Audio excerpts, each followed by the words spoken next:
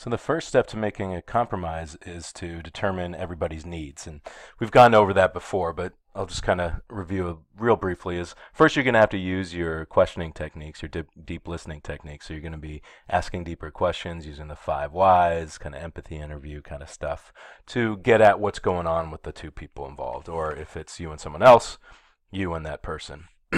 So the next step is once you've had those conversations, you can go through the needs inventory and figure out all the different needs the two sides have. So let's give an example of maybe two students, J and Z, who got into a fight. So they have been friends. They generally are friends, but Z likes to play around too much. He puts his hands on Jay all the time. He kind of hits him, shoves him, seems to do that more when other people are around. So Jay got really upset and annoyed with that.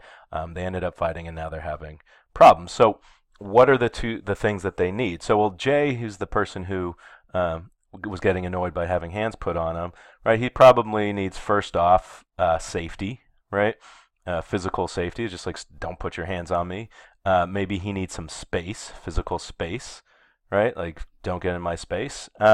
He probably needs some communication, right? Like if the other person wants to play around like that, to say something about it and to make clear that he's not just trying to show off or physically intimidate or something like that.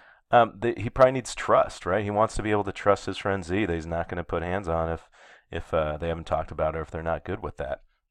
Right, and then somewhere in there is probably also cooperation, right? They want to cooperate each other.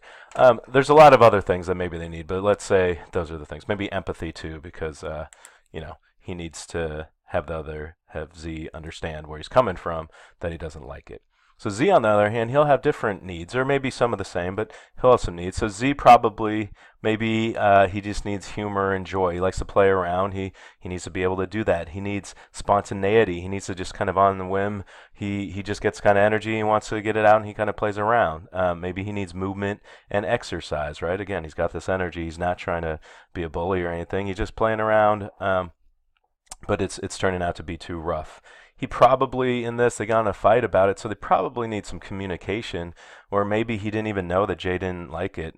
Maybe it came out of nowhere for him. Now he's hurt because his friend got in a fight with him. He needs companionship. He also needs trust, right? Like he wants to understand where his friend's coming from and have his friend trust that he's not doing it to be a jerk. And so they need to figure that out. So again, there's probably other needs they might have, but those might be the big main ones. So you're just going to list all those out because you're going to use that in the next step, which is mapping the needs so that you can make a compromise.